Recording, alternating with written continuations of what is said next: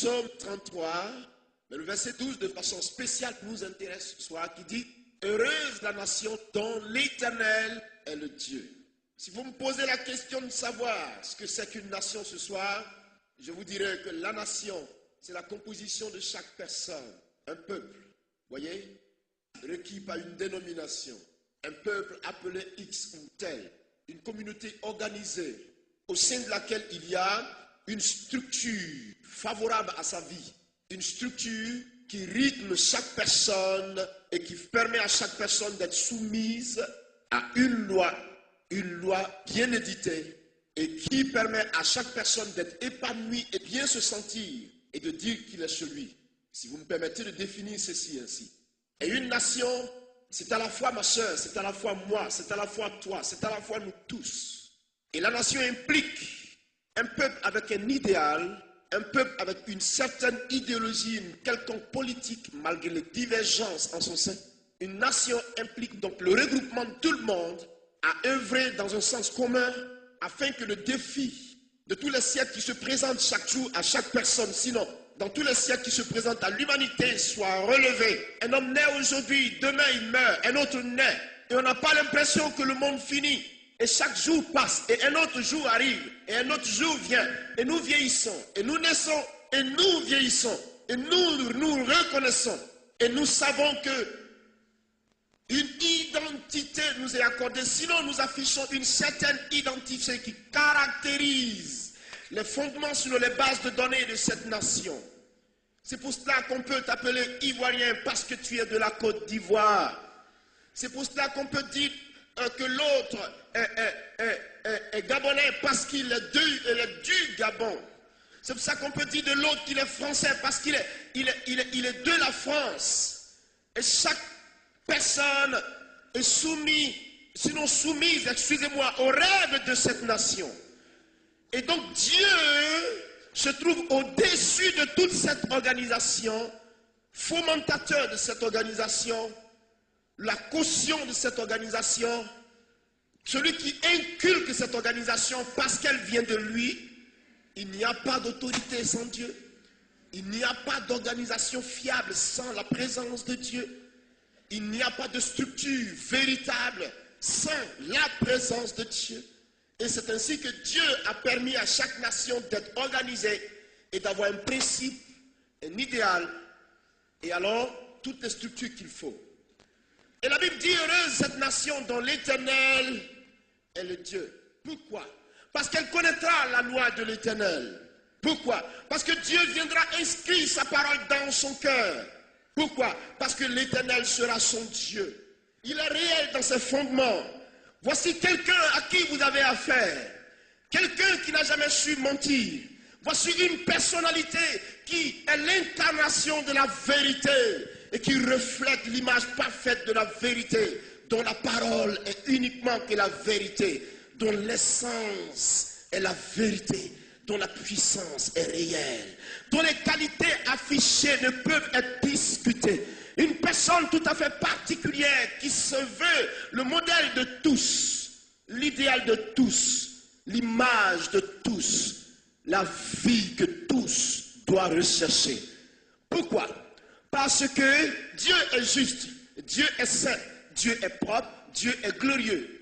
Si donc une nation a ce Dieu, elle recevra également de lui ses différentes qualités. Or, qui dit être saint parle de pureté, parle de bénédiction, parle de gloire, parle d'autorité, parle de lumière, parle d'éclat, parle d'identité spirituelle, parle de charisme venu de Dieu, parle d'authenticité recueillie de la part du royaume des cieux, l'image parfaite que Dieu nous a fait voir en la personne manifestée du Sauveur béni que j'apprécie, que j'aime et que je voudrais adorer, sinon prêcher ce soir, frère.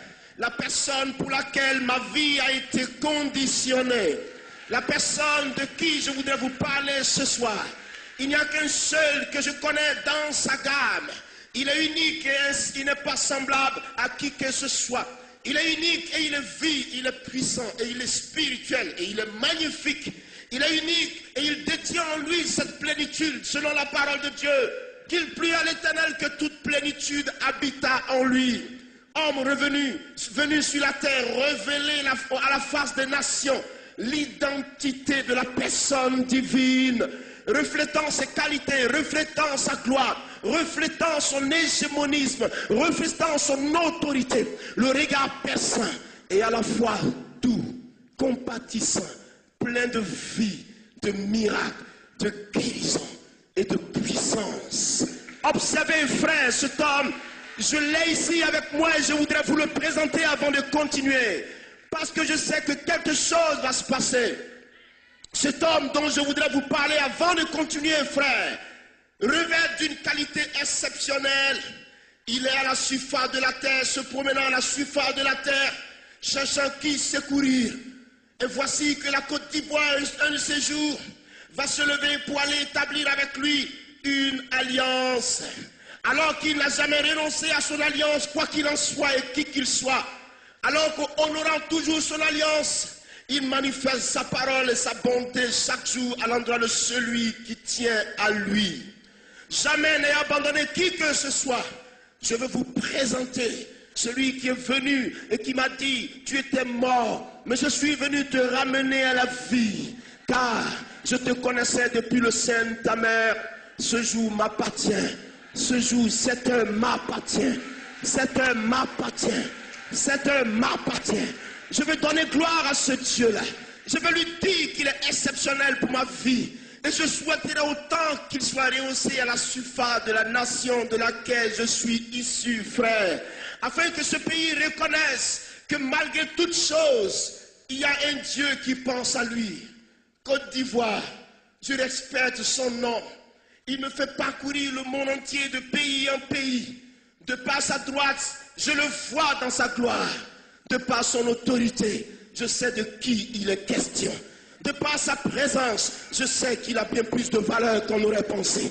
De par sa magnificence, je sais qu'il mérite respect, qu'il mérite obéissance, dignité, élévation. Vous n'en trouverez jamais ailleurs. Jamais. Physiquement manifesté, nul ne peut approcher ses qualités. Spirituellement démontré, personne ne peut dénier sa valeur. Homme et Dieu, à la fois, ma fille.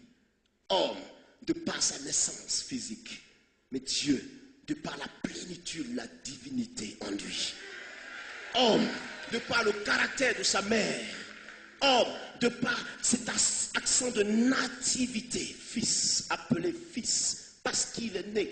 Homme, parce que né, chair, os, sang, dans le corps, visibilité, caractère palpable, sensibilité humaine, dont il a hérité de sa mère, parce que mère elle est. Mais Dieu dans sa plénitude, Dieu dans sa divinité, Dieu de par son essence, dans le caractère magnifique de sa parole, qui a été déployé le jour de la création, celui-là même dont la gloire a été répandue à la surface des eaux, dont l'Esprit de Dieu parle pour dire, la terre était sans forme, et sa parole et l'Esprit Saint se mouvaient à la surface des eaux. Et Dieu dit que ceci soit. Et cela fut. Ça veut dire créateur dans sa divinité, puissance manifestée, rouleau compresseur de la gloire de Dieu, devant laquelle Satan, qui se voulait l'égal de Dieu, n'a pu résister. Je vous présente Jésus de Nazareth.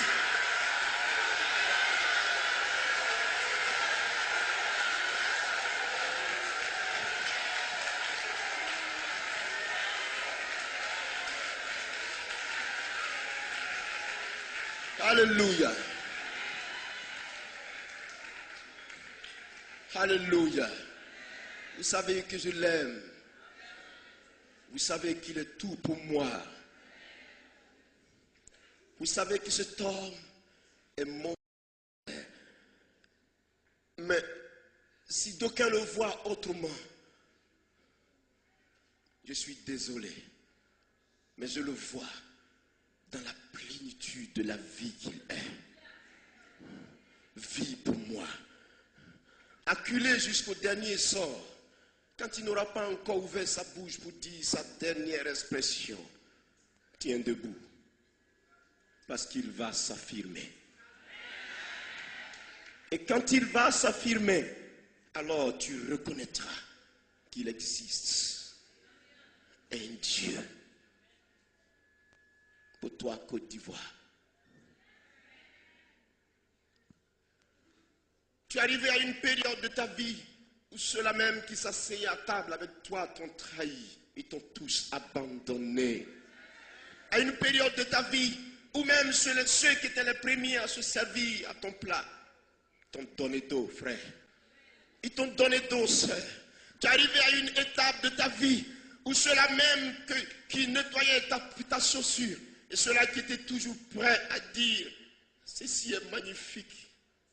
Ne peux-tu pas t'associer à moi pour réaliser telle chose ?» Ils t'ont donné d'eau. Face à la difficulté qui habite en ton sein, face à la douleur de l'enfantement que tu as, face à l'aiguisement, face au mal qui frappe ton cœur, Côte d'Ivoire, face à l'épine qui est venue se saisir de ton pied, face au scorpion qui te tient par les deux dents. Aujourd'hui, tu cries, il n'y a personne qui vienne pour te dire « Je vais enlever ce scorpion de ce pied ».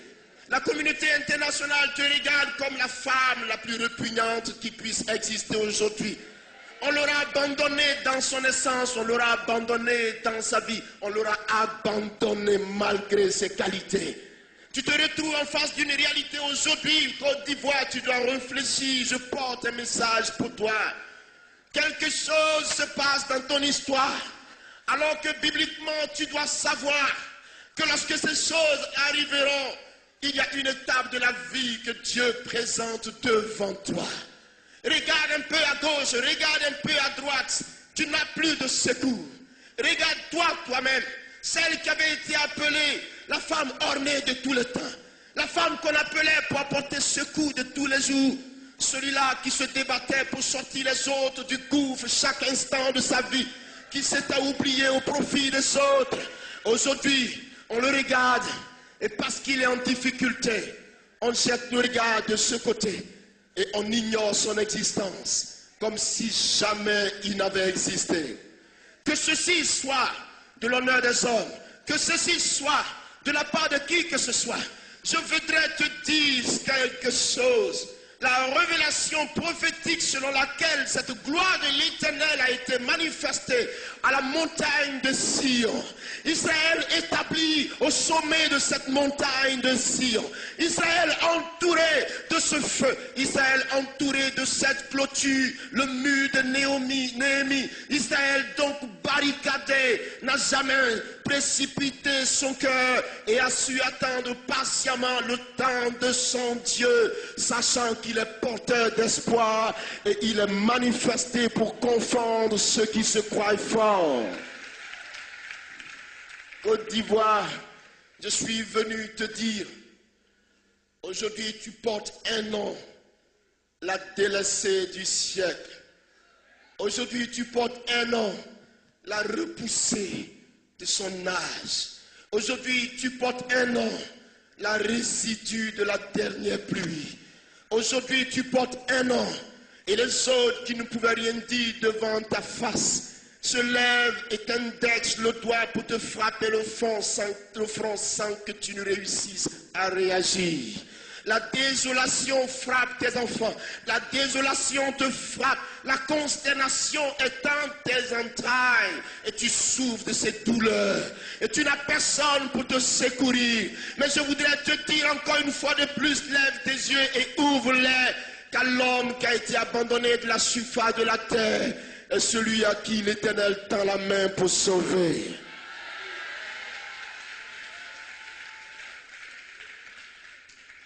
Les Laisse-moi te révéler l'hypocrisie du monde entier. Laisse-moi te dire que l'humanité est remplie d'hypocrisie. Laisse-moi te dire que l'humanité est remplie de trahison. Laisse-moi te dire, Côte d'Ivoire, que les vrais amis t'ont lâché. Mais ceux-là, où sont-ils aujourd'hui? Tu pleures et tes enfants n'ont plus de secours. Tes enfants courent. Tes enfants ne savent plus où s'arrêter, Côte d'Ivoire. Tes enfants ne savent plus à quelle branche il faut s'accrocher. La peur, la trouille, la consternation, la déception. On n'a plus d'idées, on ne pense plus. On se dit, quelque chose va nous arriver. Nous ne sommes pas habitués à cela. Que veux-tu nous faire de nous, Dieu? Où allons-nous partir? Quel pays nous recevra? Qui va nous recevoir? Et nous sommes consternés. Et la nation est contrite. Et elle pleure. Et il n'y a personne pour entendre son cri. Au contraire, le monde autour dit, essayons de tramer ce coup pour lui cribler encore la tête. Essayons de faire quelque chose pour lui cribler encore la tête. Laisse-moi te révéler quelque chose. L'oncle de Esther s'appelait Mardochée. Et cet homme était combattu par quelqu'un de la cour royale qui... Nul. Je vous enseigne ces choses. Nul ne peut gouverner une nation si ce n'est par la volonté divine. Regardez, l'Esprit de Dieu m'a enseigné quelque chose pendant que j'étais à Paris en train de réfléchir au sort de ma nation. Je dis, Seigneur, qu'est-ce que tu nous veux encore? Pourquoi tu tardes? Tu sais que ta patience désoriente quelquefois. Tu attends tellement quelquefois qu'on ne sait plus à quel soin se vouer, quand bien même que ta patience soit révélatrice de gloire. Mais cette patience, humainement, est difficile à supporter, Seigneur. Tu ne feras pas ça à cette nation. Et l'Esprit de Dieu qui m'ouvre l'esprit, et l'Esprit de Dieu qui me saisit, qui dit ceci. Écoute-moi, car tu as de l'intelligence, et tu me poses une belle question. Écoute-moi, et retiens ceci. Ma parole est la vérité. Je suis le Dieu d'Isaac. Je suis le Dieu de Jacob. Je suis le Dieu d'Israël. Dans cette histoire de mes enfants, un de mes fils s'appelait Joseph. Joseph a été vendu par ses frères. Et quand il a été vendu, ensuite il a été revendu à quelqu'un d'autre nommé Potiphar selon les Écritures. Et dans la maison de cet homme, Joseph va connaître l'humiliation. Il va aller même jusqu'en prison, séjourner dans l'humiliation la plus totale. Mais encore, le temps de gloire étant arrivé, Dieu avait donc cette sagesse profilée pour aller sortir par quelque manière que ce soit Joseph de son humiliation et le mettre au-dessus de tous ceux qui l'avaient humilié et devenir le premier ministre de l'Égypte. Un pays qui était étranger à lui, un pays où il a eu l'asile, un pays qui a été restaurateur pour lui, un pays dans lequel il s'est senti dans son être profond, un pays dans lequel Joseph s'est marié, un pays qui a donné des enfants à Joseph, un pays qui a nourri Joseph, un pays qui a été un centre d'habitation de Joseph. Mais mon Dieu me dit, regarde ceci, est-ce pourtant dire que moi Dieu, j'avais ligué Joseph contre Pharaon? Jamais. Je n'avais jamais ligué Joseph contre Pharaon. Mais Joseph avait gardé sa position de façon respectueuse. Et il a régné tout le temps que j'ai marché avec lui sans se liguer contre Pharaon. Parce que cette terre était une terre d'asile pacifique pour lui. Je suis l'Éternel. Que celui qui a l'Esprit de Dieu entende ce que l'Esprit dit aux églises. Et Dieu m'enseigne.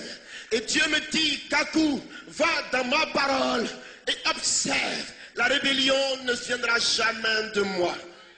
La rébellion ne viendra jamais de moi. Et je ne suis pas non plus persécuteur. Je ne suis pas non plus assassin. Je ne suis pas non plus dévastateur. Mais je suis Dieu bâtisseur de chaque nation et de tout peuple. Je dis merci pour ta gloire. Si la Côte d'Ivoire des oreilles, qu'elle comprenne ce que l'Esprit dit aux églises.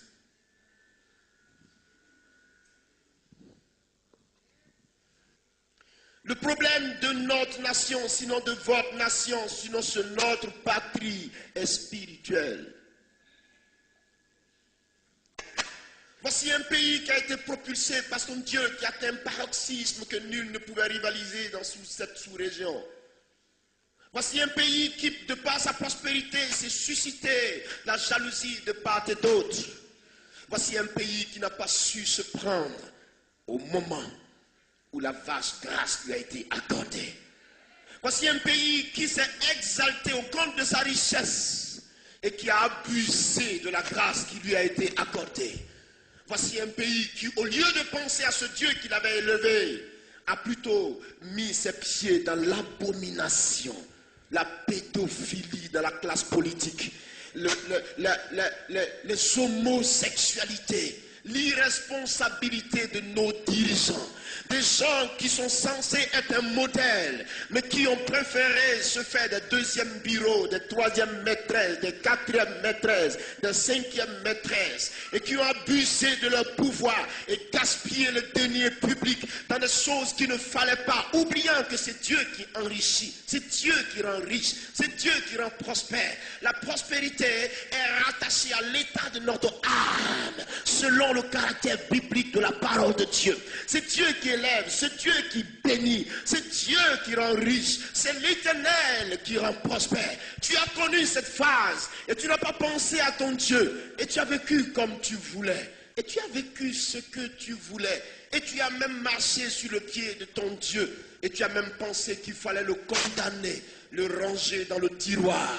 Parce que quand il était question de lui, tu ne pensais pas qu'il était capable de te sauver. Et tu n'as pas été vigilant, Côte d'Ivoire. Et tu as laissé faire dans ta faiblesse, dans le sucre auprès duquel tu courais. La vie était pacifique. La vie était tout pour toi. Tu devais vivre, boire, créer des marquis partout, mettre partout des bars, des boîtes de nuit, danser sans souci, manger sans souci, boire sans souci, oubliant au compte du festin le Tout-Puissant qui était arrêté, à qui il n'avait plus de t'élever. Et te voilà arrivé au sommet, et te voilà dégringolé, au point que ceux qui étaient à ton compte nourris, aujourd'hui lèvent le doigt contre toi, même quand ils sont dans leur faiblesse.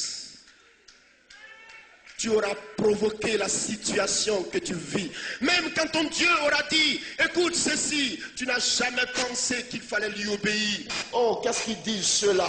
C'est les impotents. C'est les hommes qui cherchent de l'argent, ils sont pauvres, c'est pour cela qu'ils deviennent chrétiens.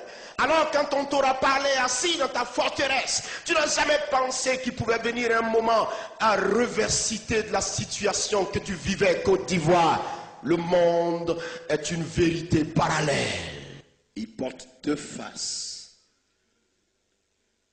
Quand tu auras goûté à une des faces, elle s'éteindra. Et tu sauras que l'autre est plus amère que la précédente. Accepte ton piment.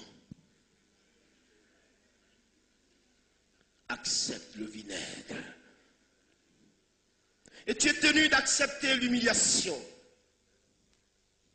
Parce que tu as les mains liées. Mais qui aura provoqué cela? C'est toi-même. Même quand l'Éternel a monté sa voix pour t'aider, tu as dit non. Je n'en veux pas. Parce que tu dormais tellement bien. Pourquoi est-ce que tu pleures pendant qu'on t'a arraché le lit sur lequel tu te sentais si paisible? Où est ton lit? Où est-ce qu'il est ton lit, pays? À qui as-tu cédé ton lit, s'il te plaît? La plus belle de cette nation, la plus belle de toute la sous-région, l'exemple aux yeux de la communauté internationale, celle qui marquait l'exception. Où es-tu? Où es-tu? Tu as mis la main à la poche et tu as délivré beaucoup de personnes. Et ils se tiennent loin de toi aujourd'hui. Où es-tu? Côte d'Ivoire. Où est-ce que tu te trouves? Avec quelle face tu t'identifies aujourd'hui? Que veux-tu qu'on dise de toi? Les plus petits, même les tout petits, les natifs de 2 ans disent, elle est tombée et elle ne se relèvera plus. Cette femme est tombée. Elle n'a pas su mettre au monde ses enfants, elle les a dissipés. Elle a trop vite commencé à manger.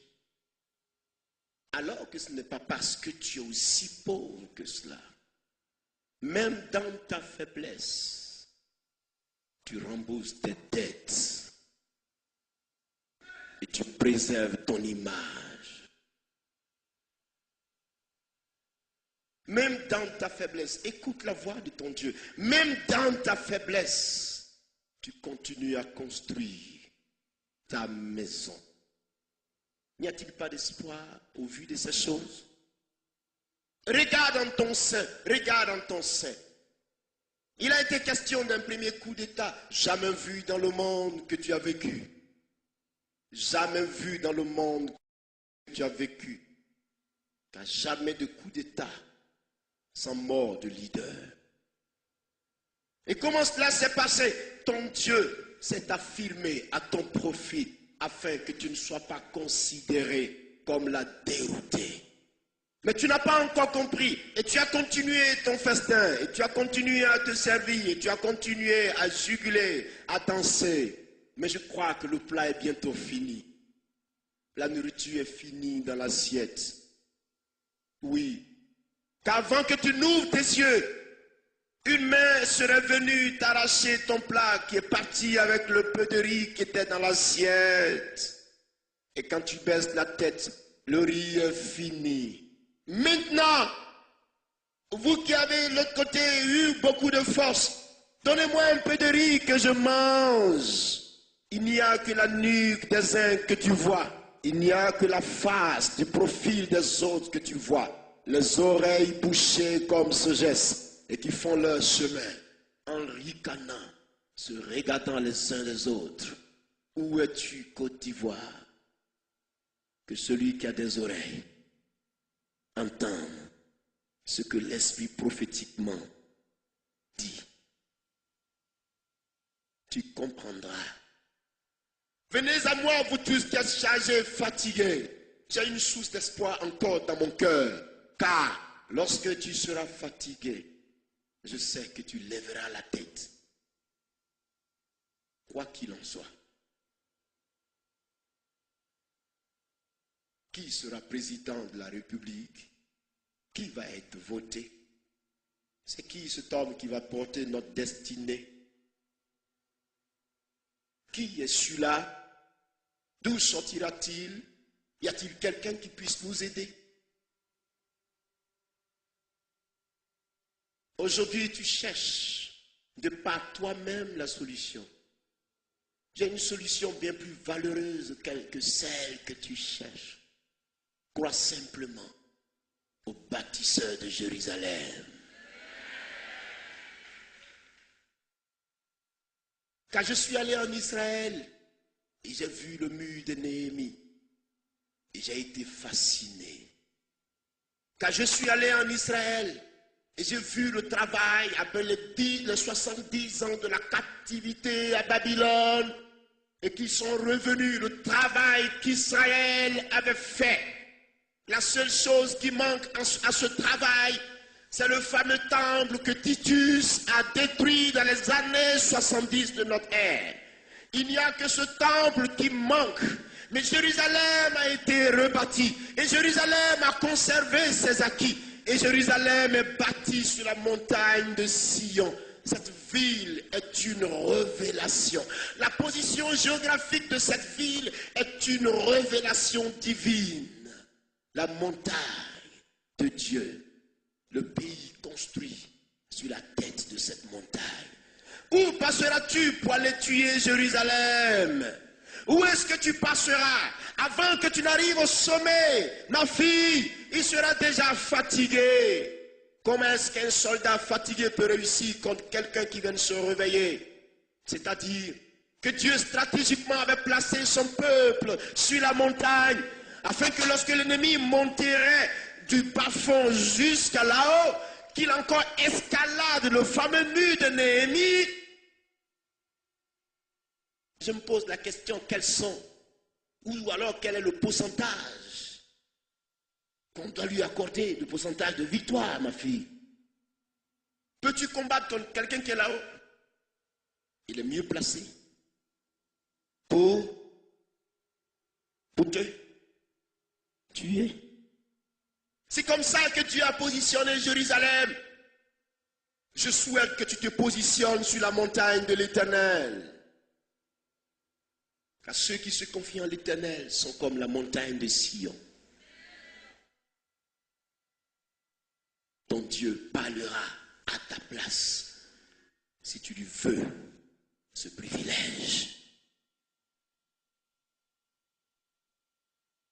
N'y a-t-il pas de solution à la cause nationale? Tout le monde écrit, tout le monde parle dans les journaux, et tout le monde dit ce qu'il veut, ce qu'il pense. Mais qui a l'oreille pour Dieu?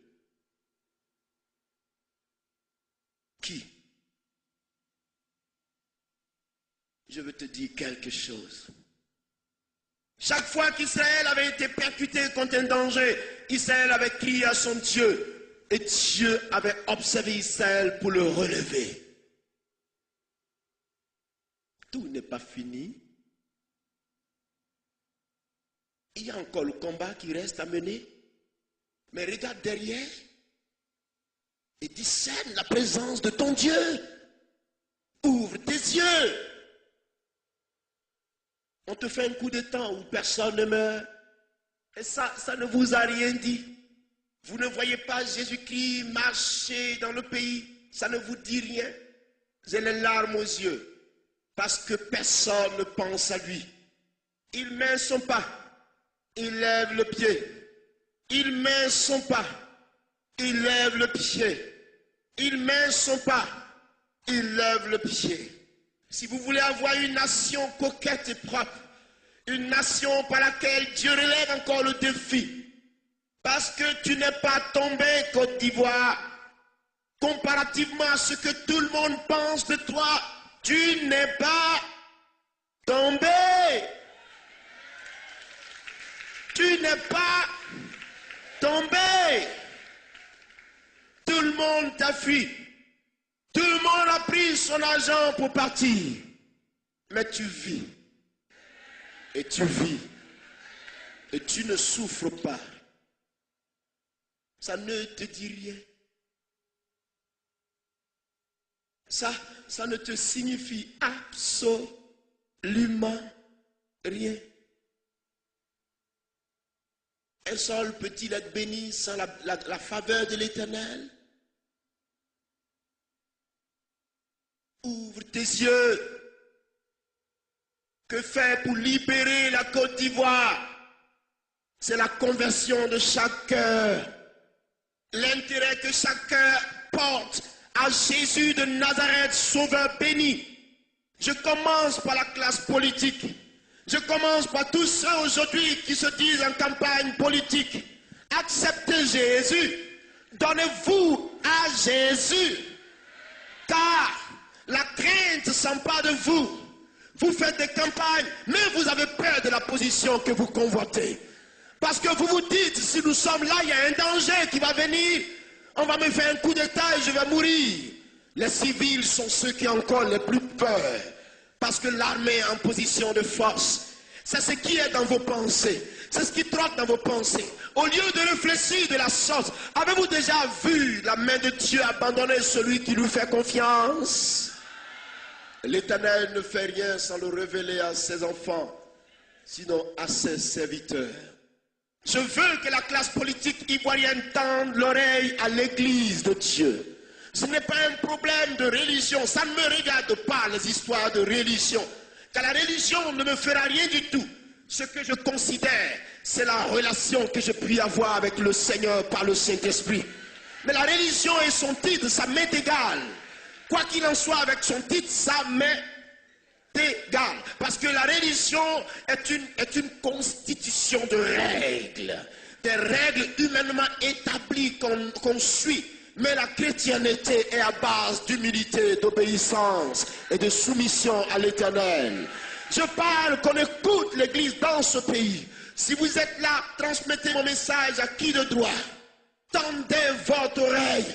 Et le prédicateur Kakou dit que Jésus-Christ de Nazareth n'est pas mort. Jésus-Christ de Nazareth est vivant. Et quiconque veut s'en sortir doit s'adresser à Christ crucifié pour lui au poteau de la croix. Croire que Jésus est le salut. Vous voulez vous en sortir? Considérez et donnez déjà la première position à Jésus. Convertissez-vous à Jésus-Christ de Nazareth et que vos cœurs soient transformés par la régénération de la nouvelle naissance et que vous soyez soumis en tant qu'enfants de Dieu aux principes bibliques de la parole et que vous réalisez que Jésus-Christ a mené pour vous le combat. Et il a dit, veillez et priez afin que vous ne tombiez pas dans la tentation. Ça veut dire quoi? À genoux, vous vaincrez. À genoux, nous réussirons la marche. À genoux, nous serons forts. À genoux, nous serons puissants.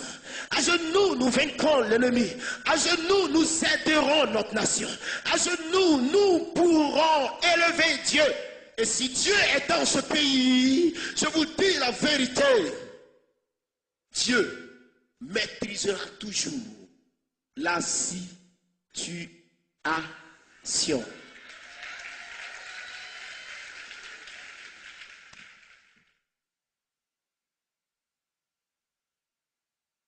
Regardez la puissance de Dieu. La Palestine dit, ceci est mon territoire. La Palestine dit, ceci m'appartient. Écoutez-moi. Écoutez-moi. Il y a la révélation de l'esprit dans tout ce qui se fait chaque jour. La Palestine dit, ceci est mon territoire. Le débat est parti jusqu'à l'ONU. Faut-il reconnaître l'État d'Israël? Faut-il lui céder sa place? Humainement, Israël n'avait pas une raison quelconque pour ne pas quitter les lieux. Parce que le territoire s'appelait Canaan. Et Canaan n'était pas à son sol. Mais Dieu lui a dit, je te lègue ce territoire. Et Dieu a dit à Israël, c'est là que je vais te faire loger. Et Israël devait combattre. Israël devait dégager les Philistins, les Moabites, les Ammonites, les Hellénites. Israël devait dégager tout ce peuple-là. Et c'est ce que Israël a réussi. Et quand Israël s'est imposé, la guerre a commencé contre Israël. Ils avaient le droit de combattre Israël parce que tu t'emmènes et tu nous combats pour prendre nos possessions. Nous ne connaissons pas ton Dieu, il n'y a qu'à toi seul qui l'a parlé, mais qu'est-ce qui prouve que moi je dois lui obéir? Je veux ma portion de terre. C'était bien normal humainement parlant. Mais regardez ce qui va se faire. L'affaire arrive à l'ONU. Alors tout le monde débat la cause d'Israël. Les hommes sont prêts à dire à Israël, en réalité ce n'est pas ta terre. Israël dit si, le monde dit non. Israël dit si, le monde dit non. Israël dit si, le monde dit non. L'Éternel donne la révélation à ses enfants. Allez au pied du mur de lamentation. La solution à votre problème se trouve là. Et Israël va fouiller au pied de ce mur. Israël s'en va déterrer au pied de ce mur, sans savoir ce qu'il cherche là, au pied du fameux mur, le dernier mur du temple de Salomon qui est resté. Alors, Israël va découvrir dans un bol, dans le sous-sol, au pied du mur, un bol emballé, attaché, propre. Israël découvre ce bol et Israël retrouve à l'intérieur des papiers authentiques qui révèlent l'achat de son territoire par le prophète Jérémie. Vous me comprenez? L'achat de son territoire par le prophète Jérémie. Et Israël prend le papier.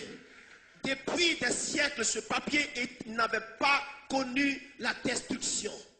Qui est allé dans le cœur de l'Éternel pour savoir le mystère de sa gloire? Qui lui a enseigné ces choses afin que nous puissions recevoir un retour? Qui a été son précepteur? Qui a été son éducateur? Le Dieu qui vit de par lui-même. Le Dieu qui connaît ce qui peut arriver dans un siècle, dans 10 000 siècles, et qui prévoit toutes choses selon la gloire de sa présence. Le Dieu qui tire au sort et qui juge avec fidélité. Et Israël va prendre ce document dans son dos. Et Israël va se rendre à la cour de l'ONU. Et Israël va dire, arrêtez de discuter. Ce territoire nous appartient. Nous l'avons reçu de notre Dieu. Et nous possédons un acte notarié, signé des mains de Jérémie, prophète de Dieu.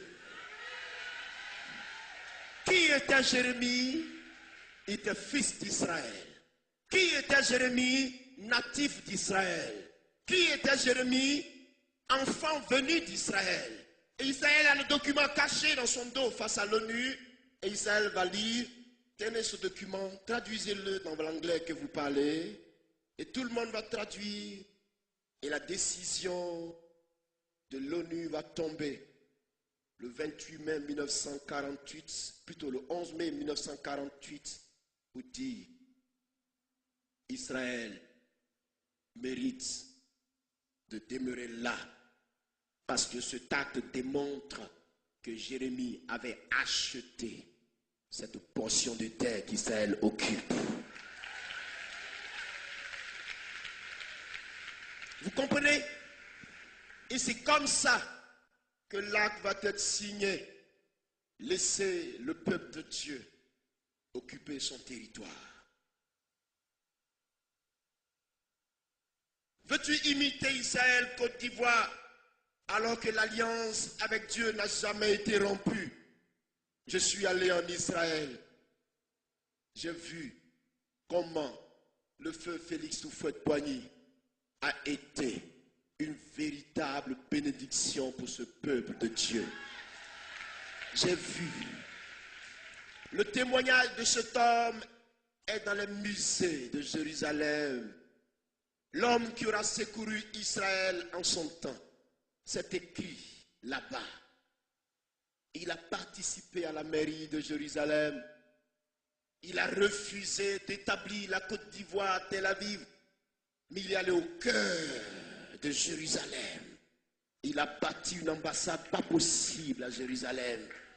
Et il a signé l'alliance avec Israël pour contribuer au fleurissement, au reboisement du désert. Et il a contribué au reboisement de cette ville. Et il en a fait construire plusieurs maisons à Israël, des bâtiments construits en Israël. Et ce peuple reconnaît cette image de marque. Il a du respect pour toi. Oui, je sais. S'il te plaît, ne nous appelle pas ma fille. Aujourd'hui, tu es obligé de couper ta pomme, trouver ton responsable premier. Tu es obligé de vendre ta chemise pour aller élire celui que tu désires qui soit ton dirigeant. Tu n'as jamais été habitué à ça. Ton chaos est planifié. Ton chaos est planifié.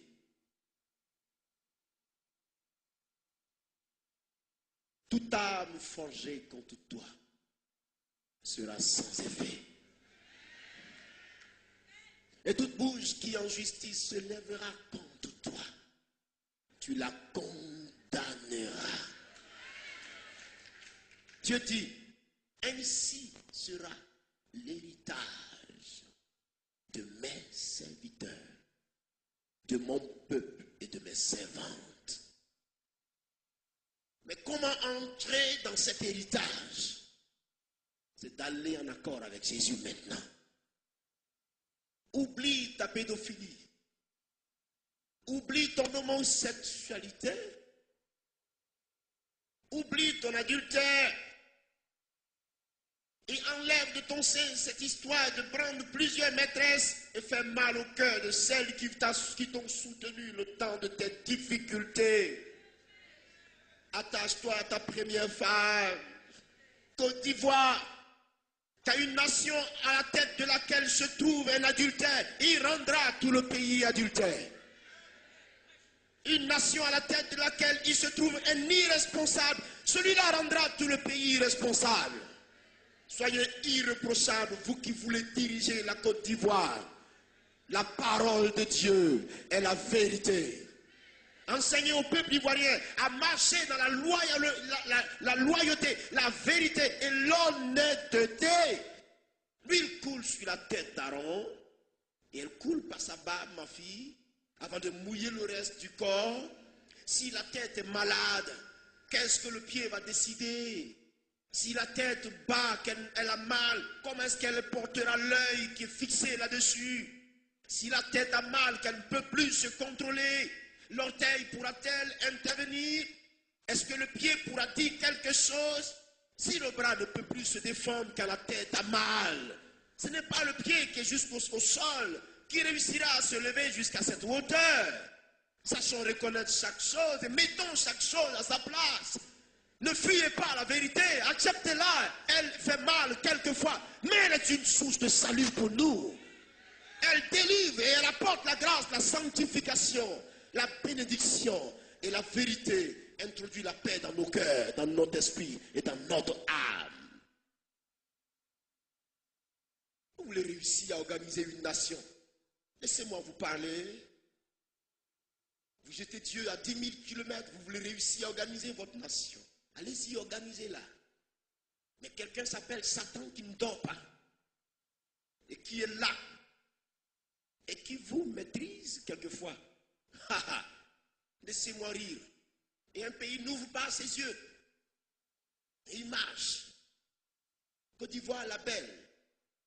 Tout le monde crie à droite, tout le monde crie à gauche. Chacun défend ses intérêts. On a oublié le Créateur béni. On a oublié qu'il y a au-dessus de nous quelqu'un qui nous tient le souffle. Permettez-moi de vous dire quelque chose. Un homme sans Dieu, il est sans vie. Une nation sans Dieu n'a pas de vie. Et une nation dirigée par des irresponsables, ils rendent la nation irresponsable. Vous me comprenez? Rangez-moi vos vies. Et qu'un homme soit le mari d'une seule femme, qu'une femme soit la femme d'un seul mari. Que chaque personne relève la tête. Et Ivoirien, attrape la main de celui qui est à côté de toi et dis-lui, combattons ensemble pour le salut de notre nation.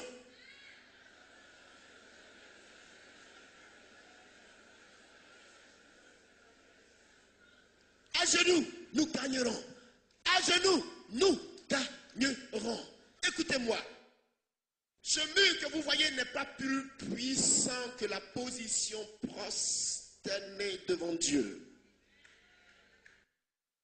Ce mur que vous voyez ne peut pas résister. Je suis allé à Jéricho. J'ai vu les traces du fameux mur que Jésus a écroulé par la louange.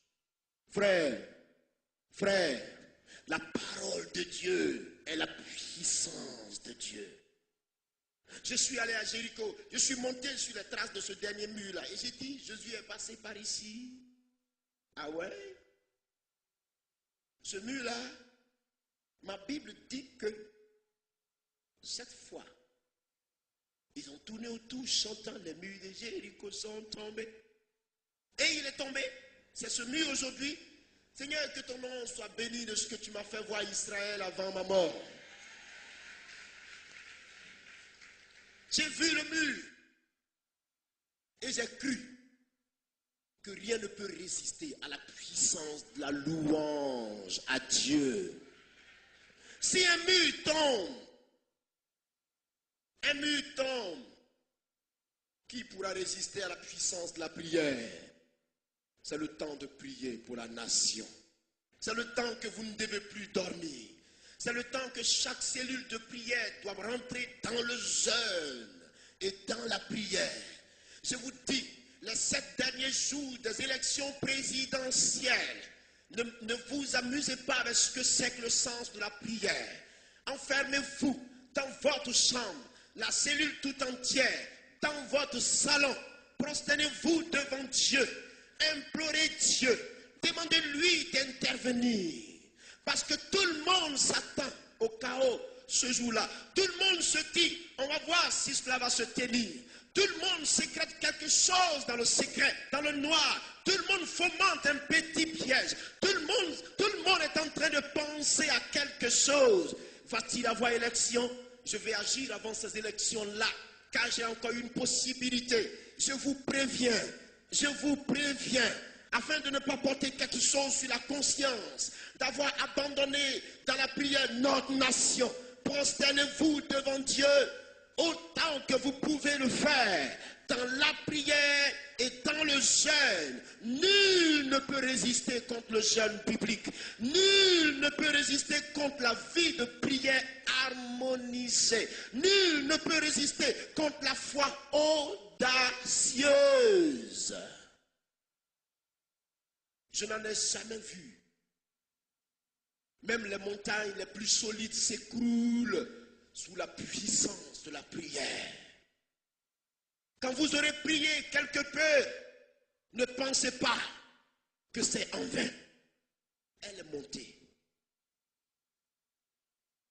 Ayez les mains pures, c'est tout ce que Dieu vous demande. Soyez purs, c'est tout ce que Dieu vous demande. Soyez les mains propres, ayez les mains propres, sanctifiées, c'est tout ce que Dieu nous demande. Mais toute prière qui se fait dans la sanctification a une puissance. N'avez-vous pas appris par la Bible que la prière du juste a plus d'efficacité? C'est qui le juste? C'est celui qui est lavé dans le sang de Jésus. C'est celui qui est justifié par la foi. Qui est justifié par la foi dans cette nation? Dites-moi s'il y a une autre foi justificative que celle que l'Église biblique porte. Indiquez-moi cette foi. Elle est où cette foi? Montrez-moi 10 000 fois que vous parlez en langue et la nation ne bouge pas.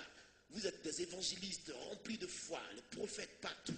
Mais la nation ne bouge même pas du tout. Parce que quoi?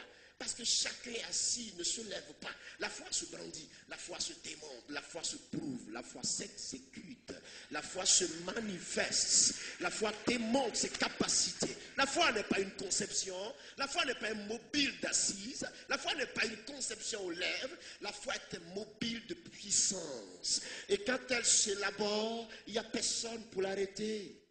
Respectons-nous, ne nous énervons pas s'il vous plaît. Parce qu'il y a l'autorité, il y a l'autorité. L'autorité de Jésus, je n'ai jamais vu une autre au-dessus d'elle. Mais elle est en toi. Cette autorité qui est en toi est une autorité céleste. Elle est puissante, elle est magnifique. Il dit quoi? L'Éternel envoya sa parole et sa parole les guérit. Cette autorité est une autorité réactrice en toi. Est une autorité qui a un pouvoir créateur. Est une autorité, quand tu la proclames en parole, appuie sur la parole de Dieu, elle a effet. Si l'Église de Dieu se lève en Côte d'Ivoire pour dire, nous déclarons qu'il n'y aura jamais de guerre dans cette nation. Au nom de Jésus, il n'y aura pas la guerre.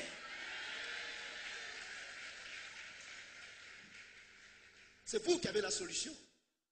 Mais vous négligez votre autorité.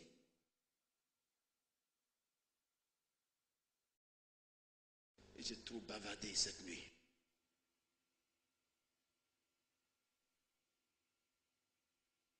Mais si vous pouvez comprendre que nous pouvons libérer la Côte d'Ivoire ce soir, si ce peuple ici peut comprendre que par la simple déclaration, il peut libérer cette nation ce soir, si ce peuple, si le peuple sur qui mon nom est invoqué, s'humilie, prie, cherche ma face et se détourne de ses mauvaises voies, je l'exaucerai des cieux et je guérirai son pays.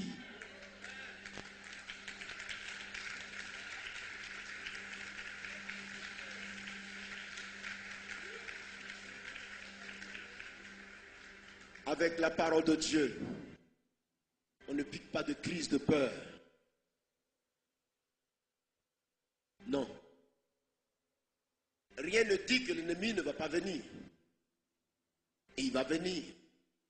Mais rien ne dit aussi qu'il va aboutir. Parce que l'Éternel est vivant. C'est ça le principe. Il vient.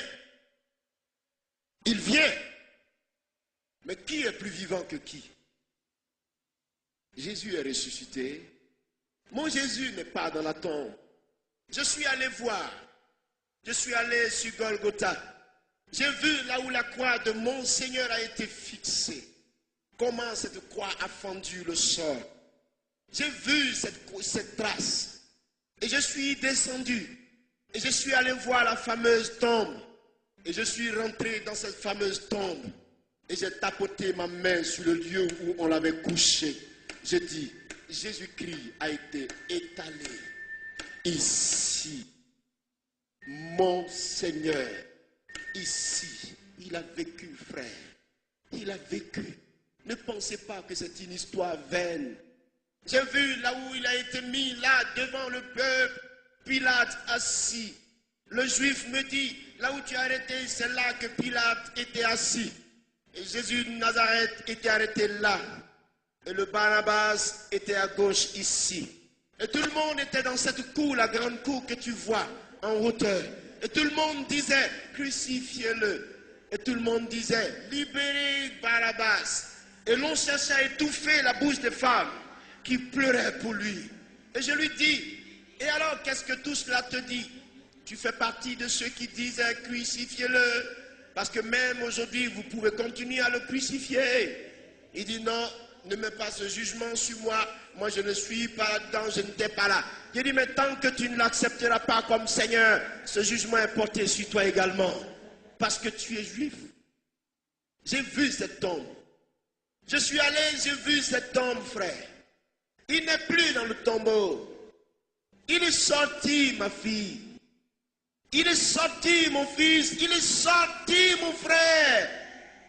Et tant qu'il est sorti, et qu'il nous investit de sa grâce et de sa vie, personne ne pourra nous toucher. Personne. Côte d'Ivoire, la solution que tu cherches n'est pas ailleurs. Elle est dans le Fils de Dieu ressuscité. Parce que ton problème est spirituel et le physique ne peut pas le gagner. C'est le spirituel qui peut l'emporter. Qui est spirituel? C'est Jésus-Christ. Et si tu le reçois et si tu vis avec lui, tu gagneras avec lui. Organisez-vous.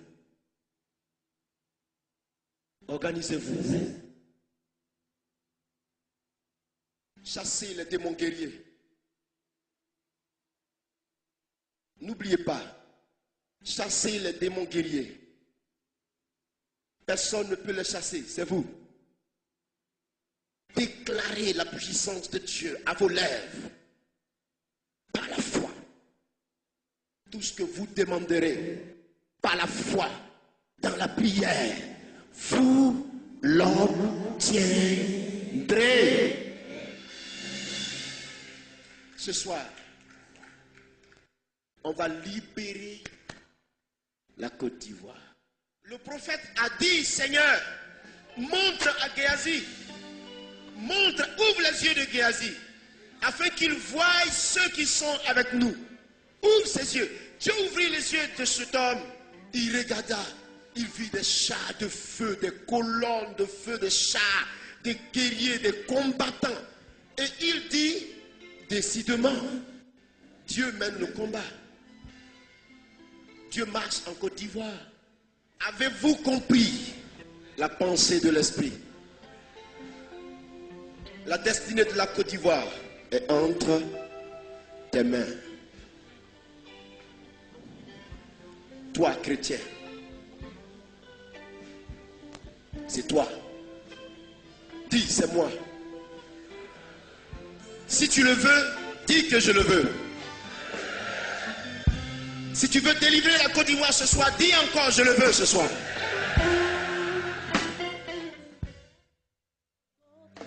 Nous allons contre toi, et prendre ce que tu nous as volé, revêtu de la puissance de notre Dieu. Il y a deux choses ce soir, deux choses ce soir. Délivrer notre pays par la puissance de la foi. La prière. Et ensuite, fais comme ça. Voilà. On va lui arracher notre nation. Ce n'est pas pour lui. Tout le monde va se lever. les mains levées, allons dans le camp de l'ennemi et arrachons-lui la côte d'Ivoire ce soir. Cette parole a effet. Tout ce que tu vas prononcer aura effet pour barricader ce pays et le protéger. Arrachons-lui la Côte d'Ivoire maintenant. Prions, arrachons-lui la Côte d'Ivoire. Arrachons-lui la Côte d'Ivoire. Arrachons-lui la Côte d'Ivoire. Arrachons-lui la Côte d'Ivoire ce soir. Prends ton pays. Reprends ton pays. Reprends ton pays. Reprends ton pays. Au nom de Jésus, nous t'arrachons la Côte d'Ivoire. Au nom de Jésus, Satan. Satan, nous t'arrachons la Côte d'Ivoire. Au nom de Jésus.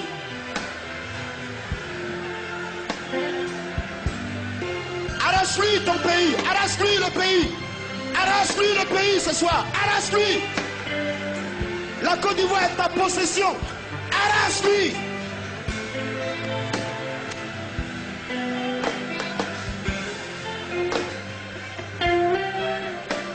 Merci Seigneur. Nous allons prier pour le second sujet. Maintenant, la Bible dit, l'Éternel envoya sa parole et sa parole les guérit. Tu vas déclarer cette parole de foi. Vous voyez ce que Jésus a fait à son figuier maudit? Il a dit, plus jamais que fruit ne naisse de toi. Le figuier a séché. Ça veut dire que ce soit l'autorité de la gloire de Dieu habite en toi.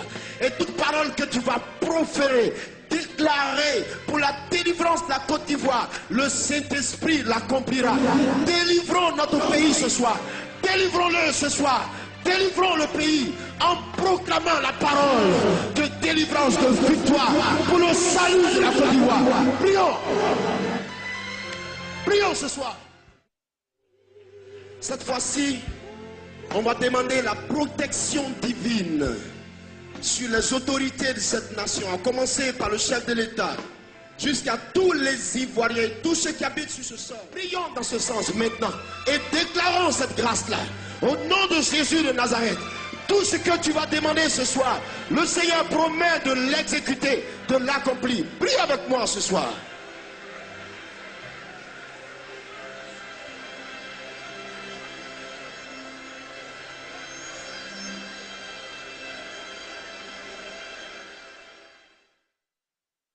Le Saint-Esprit va entrer en scène avec nous. L'Esprit de Dieu va entrer en scène avec nous. Il faut qu'il t'utilise. Il faut qu'il te mette dans son plan. Il faut que tu entres dans la pensée de l'Esprit. Il faut que tu sois un canal puissant de l'Esprit en Côte d'Ivoire, ici. Des hommes et des femmes. Il faut que vous soyez l'objet de sa gloire. Oui, il a besoin de vous. Enfants ivoiriens, il a besoin de toi ce soir. Allons d'ici, sois rempli de la grâce et de la bénédiction divine. Reçois la grâce de Dieu maintenant. Reçois la grâce de Dieu maintenant. Toi dont la vie ne connaissait pas le réveil, voici l'Esprit de Dieu pour toi maintenant. Dans cette salle, voici l'Esprit. Voici l'Esprit. Utilise des hommes, utilise des femmes. Donne-leur les dons spirituels. Accorde-leur la manifestation de la puissance de Dieu. L'autorité.